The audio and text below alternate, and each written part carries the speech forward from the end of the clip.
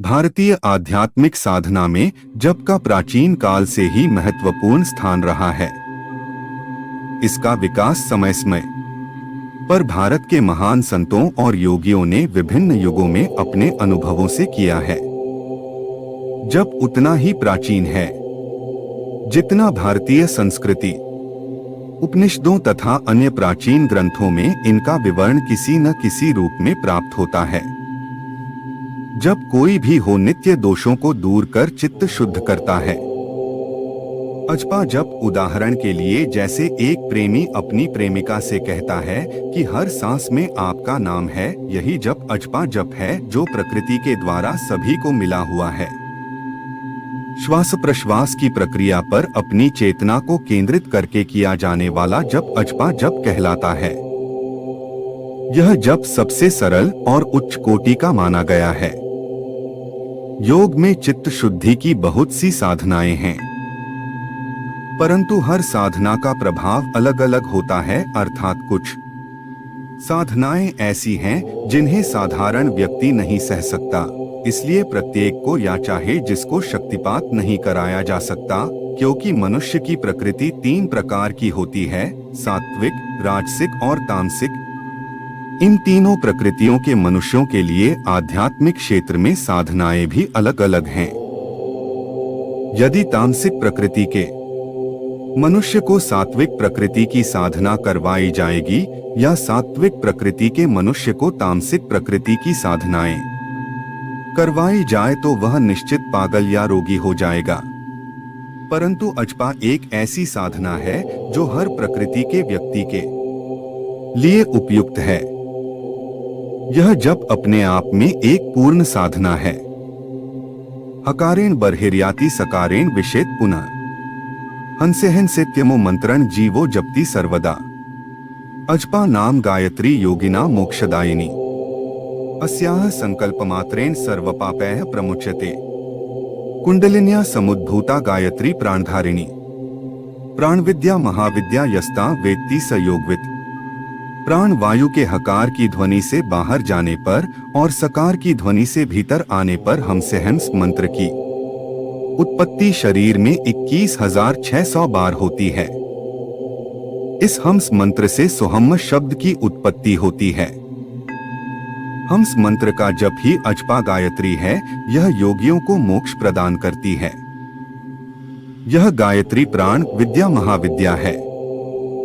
जो योग साधक अजपा जप करता है, जिसकी चित्तवृत्ति तेलधाराव्रत अनवरत ओम सोहम तथा परमात्मा के इष्ट नाम मंत्र के जप में लगी रहती है, जिसका मन ब्रह्मरंध्र शून्यवाद में रमण करता है, अर्थात ऊर्ध्वमुखी रहता है, जिसके इंद्रिय समूह चंचलता को छोड़कर स्ववश रहते हैं, जो विनश्वर शरीर को ब्रह्मानुभूति रूपी अग्नि में परिशुद्ध कर देता है, उस योगी की वंदना साक्षात भगवान शिव करते हैं। जब जीव श्वास लेता है तब स शब्द के साथ प्राणवायु पेट के अंदर जाती है और ह शब्द के साथ बाहर निकलती है। एक व्यक्ति साधारण स्वरूप स्थिति में स्वभावत प्रत्येक 24 घंटे के भीतर 21,600 बार श्वास लेता है। एक आध्यात्मिक जिज्ञासु के लिए यह आवश्यक है कि वह अपनी प्रत्येक श्वास पर ध्यान दे और उसके महत्व को समझे। श्वास प्रक्रिया के नियमित दीर्घकालिक अल्पकालिक करने के लिए किसी बाहरी प्रयत्न पर नहीं बल्कि श्वास प्रक्रिया पर ध्यान देना होता है। जिज्ञासु की कोशिश होनी चाहिए कि उसकी कोई भी श्वास कम से कम जागृत अवस्था में व्यर्थ न होने पाए। यही वह सत्य है जिसे प्रत्येक श्वास अव्यक्त रूप में उसके हृदय में ध्वनित करती है। यह अजपा जप है। महायोगी गोरखनाथ जी कहते हैं कि अजपा की तुलना में कोई भी अन्य विद्या, कोई भी अन्य जप और कोई भी ज्ञान नहीं रखा जा सकता है। जैसा कि एक संत ने कहा भी है कि ऐसा जाप जपो मन लाई, सोहम सोहम सुरता गाई। 600 सहस 2100 जाप अनहद उपजय आफिया। अजपा के नियमित अभ्यास से श्वास प्रक्रिया सामान्य होती है, जो समाधि अवस्था में पहुंचाने में सहायक होती है। हमारे इस भौतिक शरीर में 10 प्रधान वायु हैं। हृदय देश में प्राण वायु उच्छ्वास और निश्वास का संचालन करती है। यही प्राण वायु हकार की ध्वनि के साथ बाहर तथा सकार की ध्वनि के साथ भीतर आती है। गुदा देश में अपान वायु रेचक पूरक कुंभक की सामर्थ्य से युक्त होती है। नाभि प्रदेश में समान वायु रहती है।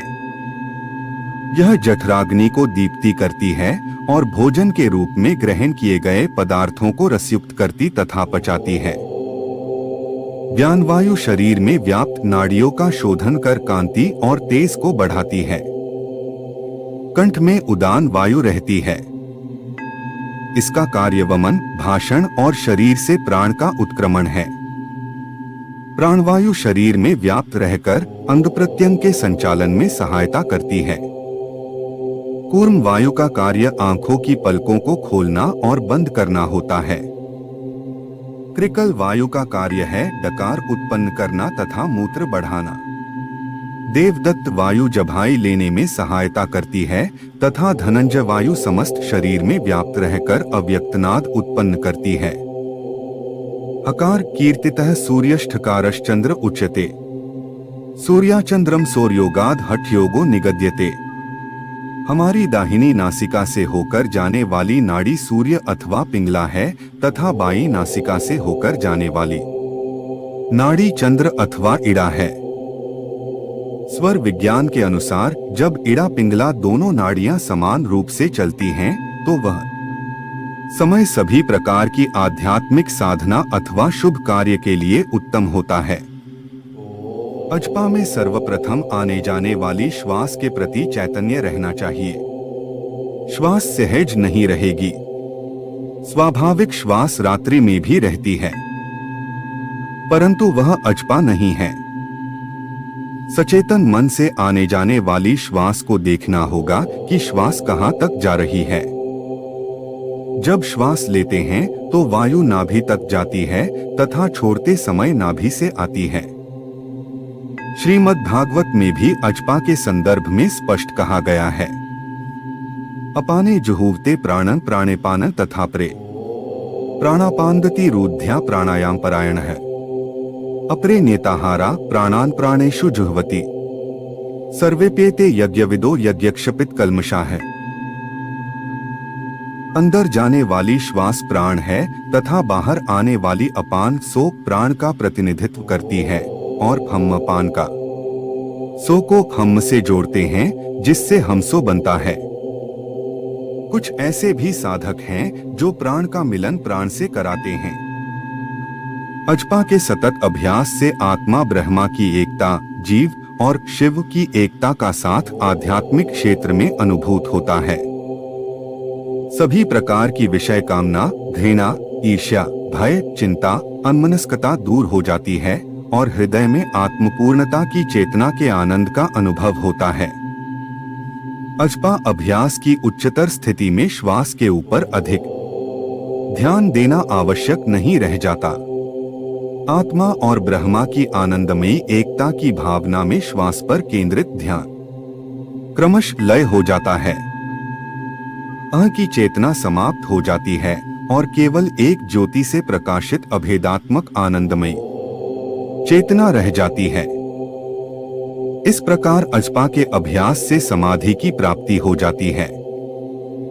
गोरखबानी में गोरखनाथ जी कहते, पवना रे तू जासी कौने बाटी, जोगी अजपा जपै त्रिवेणी के घाटी। चंद गोग टीका करिले सूर करिले बाटी, मुनि राजा लूगा धोवे गंग जमुन की घाटी। हे पवन प्राण, तुम किस रास्ते जाओगे? त्रिवेणी त्रिकुटी में योगी अजपा जप कर रहा है।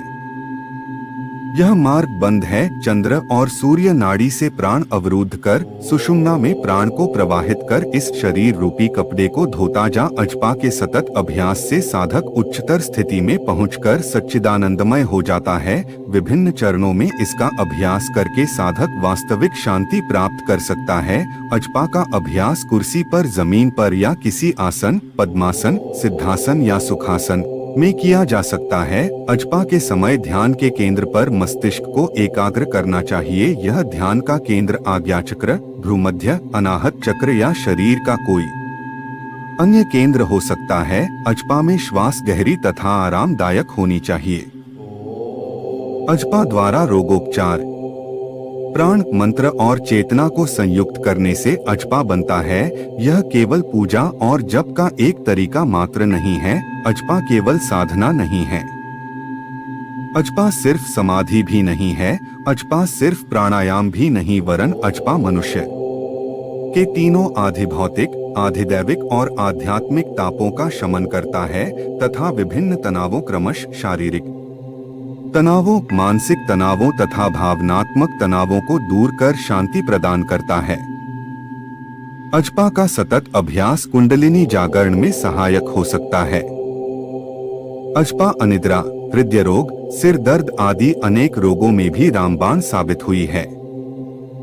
3 प्रकार के तापों को शमन करने के लिए सिद्धों ने एक मंत्र दिया जिसे अजपा गायत्री कहते हैं। इसके विभिन्न चक्रों के स्थान, देवता तथा अजपा की संख्या बताई गई है। इसका अभ्यास करने से साधक सभी प्रकार के तापों का शमन करके परम सुख और शांति का अनुभव करता है।